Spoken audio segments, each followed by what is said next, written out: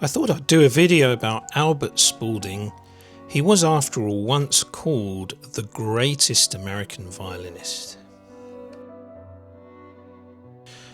At the height of his career, Albert Spalding was known and indeed publicised as the greatest American violinist. He's remembered in history for having given the premiere performance of Samuel Barber's Violin Concerto. Born on the 15th of August 1888 in Chicago, Illinois, of English descent, and apparently named after his uncle, he was the son of James Walter Spalding. His mother, Mary Boardman, was a contralto and pianist. His father, James Walter Spalding, and uncle, Hall of Fame baseball pitcher Albert Goodwill Al Spalding, created the A.G. Spalding Sporting Goods Company. He had an international touring schedule, a vast number of recordings and regular broadcasts on American radio. He was a hero of both world wars, and he was called not only a wonderful violinist, but also a distinguished citizen and patriot by none other than his friend and colleague Fritz Kreisler. Albert Spalding received the Cross of the Crown of Italy during World War I. In January 1907, the Strad magazine published an interview with Spalding, then just 17 years of age. I've reproduced some information from this article because it's really quite interesting. From a child, he showed a remarkable love for music and was presented at his own request with a tiny violin when he was 7 years old. Placed under the care of Ugo Citti in Florence, where his parents resided in the winter, and during the summer months in America with Juan Buitrago, those were his early teachers and influences. Ugo Citti was so much impressed by his pupil's talent that he suggested entering him for the exam necessary to qualify for a professorship at the Bologna Conservatory of Music. The boy, then 14 years of age, passed with flying colours, gaining 48 marks out of a possible 50 to the amazement of the board of professors. These latter declared him to be the youngest professor ever nominated, but on searching the books it was discovered that Mozart had passed the same examination for the pianoforte just 133 years before. Albert Spalding spent 2 years in Paris under Lefort and finished his period of study in Paris before making his debut at the Nouveau Théâtre. And then after that he played in the principal towns of Austria, Germany, Italy and France, and finally made his first appearance in England in 1906. When asked during the Strad interview in 1907 if he was ever nervous while playing in public, he answered, "No, I cannot say that I am. The only time I ever remember feeling nervous was when I was to play with Saint-Saëns at the Pergola Theatre in Florence." Mr. Spalding does not add that the great French composer expressed himself delighted at the violinist's interpretation of his great concerto. Albert Spalding did not practice excessively, around 3 hours per day, but always made it a point to never let a day pass without working if he could help it. More difficult when he was travelling, but at home he did a great deal of work also at harmony and composition. When asked if he had any hobbies besides music, he replied, "Yes, I am passionately fond of sport, but there are certain forms in which I dare not indulge, as I like to keep my hands supple." As a young man, Albert Spalding was tall, slight and well built. The youthful artist owed much of his success to his mother, reports the Strad, who is herself a cultivated musician and highly intellectual woman and has watched over her son's career. Then it described his playing. His tone, silvery and of penetrating pure quality, his facile technique and above all his unaffected style, free from mannerism and claptrap, serves better than anything to point out the earnestness of his purpose. And the author of that article was B. Henderson. His first American appearance as soloist came with the New York Symphony on November the 8th, 1908, and in 1916 he was recognised as a national honorary member of Phi Mu Alpha Symphonia, or maybe it's pronounced Phi Mu Alpha Symphonia, the National Fraternity for Men in Music. Thomas Edison analysed Spalding's tone with electronic equipment and found it to be the purest of any living violinist he had ever heard. This led to a 20-year contract during which Spalding made over 100 records. He married Mary Vanderhoof Pyle on July the 19th, 1919 in Ridgeford, Connecticut. French violinist Jacques Thibault and André Benoist, Spalding's accompanist, provided the music for the ceremony. The great Yasha Heifetz would also collaborate with André Benoist. In 1922, he became the first American violinist to appear with the Paris Conservatory Orchestra. A year later, he was the first American to serve on a jury at the Paris Conservatory, helping to award prizes to the graduating class of violinists, so maintaining his ties to Paris. In February 1941, he premiered the Violin Concerto of Samuel Barber. Upon the United States' involvement in World War II, Assistant Secretary of State Adolf Berle successfully urged Spalding to accept an assignment with the Office of Strategic Studies.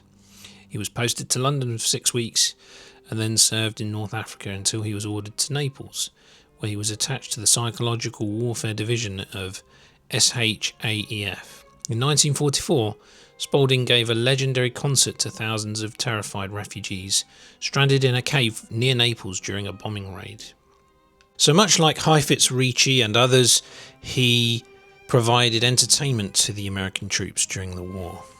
Following a concert in New York on May 26, 1950, Spalding announced his retirement from the concert stage. Thereafter, he taught masterclasses at Boston University of Music and, in the winter months, at Florida State University. His last recital with pianist Jules Wolfers at Boston University on the 15th of May 1953 was preserved on record. 10 days later, he died in Manhattan, New York City at the age of 64. Spalding had also given a number of masterclasses at the Juilliard School.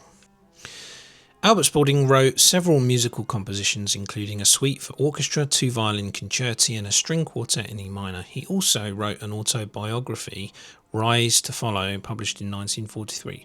His novel about Giuseppe Tartini, A Fiddle, a Sword and a Lady, appeared in 1953. Along with Maud Powell, Spalding was one of the first American violinists to make recordings. Let's have a listen to his scherzo and tarantelle.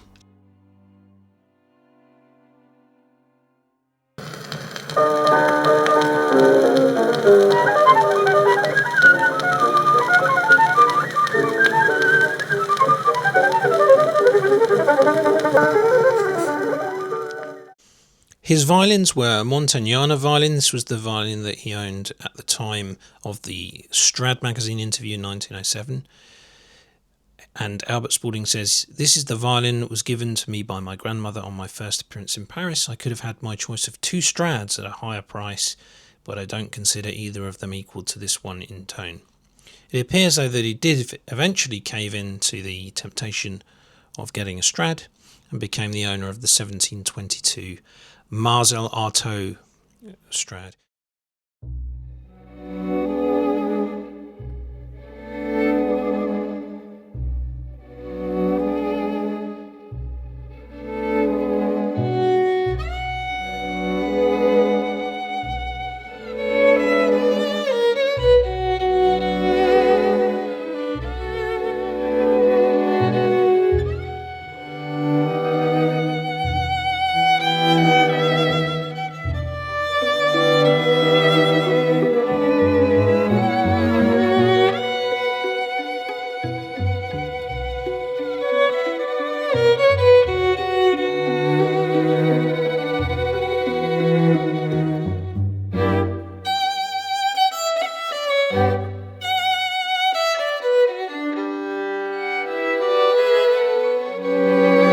Also owned the 1743 Spalding Del Gesù.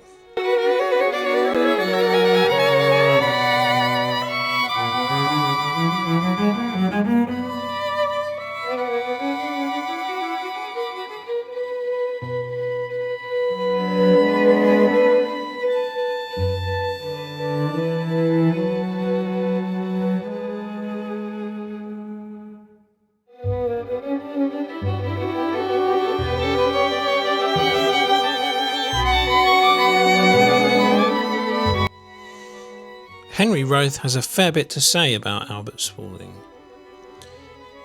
He mentions that the title of greatest American-born violinist had passed from Powell to Albert Spalding, and he probably deserved that distinction until the rise of Yehudi Menuhin. A scion of the famous sporting goods family, he enjoyed personal affluence. Most renowned violinists have come from families of moderate or impoverished economic circumstances, but Spalding's struggles to attain violinistic eminence and his unswerving artistic integrity were in no way less pronounced than those of his colleagues. According to his written account, the Spalding family spent their winters abroad, and young Albert's first teacher was Ulpiano Citti in Florence. In fact, rumours persisted that Spalding was actually an Italian child adopted by the Spalding family, a claim the violinist never took the trouble to deny. Later, Spalding studied with John Buitrago in New Jersey and with Narcisse Augustin Lefort as a private pupil in Paris. Spalding did not study at the National Conservatoire in Paris. In 1903, he passed a rigorous examination at the Bologna University, accompanied at the piano by the then unknown Ottorino Respighi with a mark of 48 out of 50, a feat equalled only by Mozart at a similar age. Spalding's Paris debut at 16 included the Bach Chaconne and the Saint-Saëns Concerto No. 3 in B minor. This was followed by concertos throughout Europe.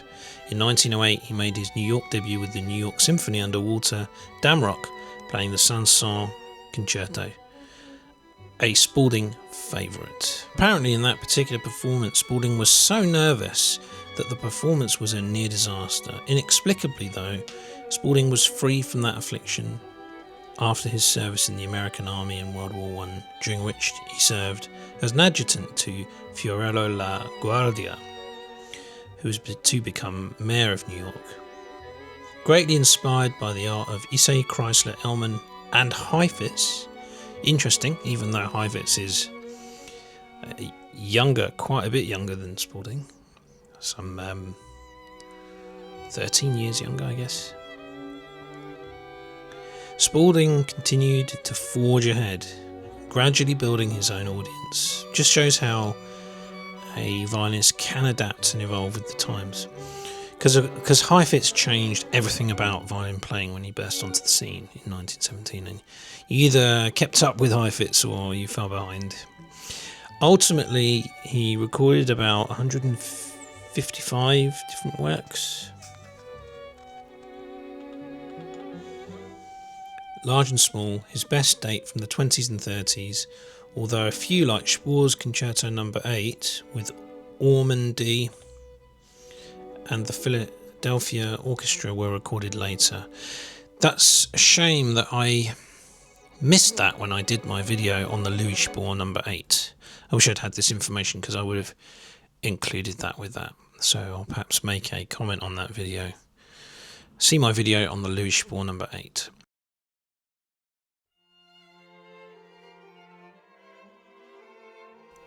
André Benoist was his piano collaborator in most of the shorter works. His compositions include 2 violin concertos, a violin piano sonata, a solo violin sonata, a suite for violin and piano, the delightful etchings Opus 5, first performed by Mischa Elman, and a number of short violin pieces, transcriptions, piano pieces, songs, and an orchestral suite. Roth actually mentions how he heard Spalding in his mature years. Spalding was the proverbial gentleman and scholar. On stage, he possessed the appearance, poise, and presence of a distinguished diplomat, so an aristocratic player. He spoke in an educated, cultivated manner. As a writer of considerable literary style, he wrote, in addition to his autobiography, the book on Tartini that we mentioned. His vibrato was highly developed and extremely rapid, contributing to a tone of striking beauty. In music of linear construction and mood, such as the Beethoven and Mozart concertos and the old classical sonatas like the Devil's Trill, the extraordinary clarity of his articulation combined with his compelling tone produced playing of distinction. It sounds like he had an affinity to Tartini compositions. His trill was of electric speed. You could say bell-like. Generally, Spalding's musical inclinations were an extension of his refined personality, and his interpretations were respectful of whatever musical idiom he performed. Yet, for all its tonal vitality, his playing had a decided element of reserve. In overtly romantic music, his style could be stiff, inflexible, and too tense. Opposite of Heifetz. His ascetic muse lacked innate sensuality, and his crystalline phrasing somehow precluded subtlety of nuance and diversity of colour, thus imparting a somewhat one-dimensional cast to his art. So if Henry Roth's description is anything to go by, this is not sexy playing. This is more pure playing, more neutral playing. His technique was not of spectacular virtuosity, but was entirely adequate to handle the exigencies of the masterworks. Spalding's artistic generosity was uncommon. He wrote of the New York Symphony of 1920. The orchestra itself was composed of virtuosos. Many of the men in the string section, I reflected, could and should take over my soloist role. Here was a man to respect. Spohr's Gesamtszene is easily his most impressive recording. The opus, uniquely conceived, is constructed to showcase the finest elements in Spalding's playing, and he responds with an honest, clean-cut performance that is both elegant and pellucid. Also mentioned are Lily Boulanger's Cortège, Suc's Burlesque, Chopin's Waltz No. 10, a Spalding transcription, so he did transcribe as well, and his own Dragonfly, a carefully contrived unaccompanied technical study of arpeggios. Casado's Danse du Diable. There's pieces here I've actually not heard of before. I need to check these out. The Moszkowski Sarasate guitar. Clarence Cameron White setting of the spiritual Nobody Knows the Trouble I've Seen. The Mendelssohn Akron on Wings of Song. The Schubert Wilhelm Ave Maria. Sarasate's introduction, Tarantelle, which we've heard. Actually has a brief cut in the introduction. And Roth describes it as a dexterous, brilliant performance. I agree, it's quite a fascinating performance. Among the very best of Spalding's recorded virtuoso-type stints. Wagner's Prize Song, Chopin's Sarasate Nocturne in E-flat, Schumann's Traumerei. Albert Spalding may not have been a dangerous competitor to the likes of his colleagues Kreisler, Elman, Heifetz, Szigeti and Francescatti, or the young Menuhin, but he was an exceptional, multi-talented man who, on his own terms, could always be relied upon to charm an audience with his violin and personality. So I enjoyed discovering more about him, and I guess all those recordings, you can hunt for them on YouTube. Hopefully a number of them are on there, and we can still therefore listen to and appreciate this violinist from a bygone age.